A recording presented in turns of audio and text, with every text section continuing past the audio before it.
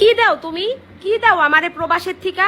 হ্যাঁ, প্রবাসে তো খালি ডলার কামাওই, যেই টাকা দাও সংসারও ঠিক মতন চলে না, আর আমার হাত খরচ তো প্রশ্নই আসে না। বিলাসিতা কি জীবন থেকে তো ভুললাই গেছি।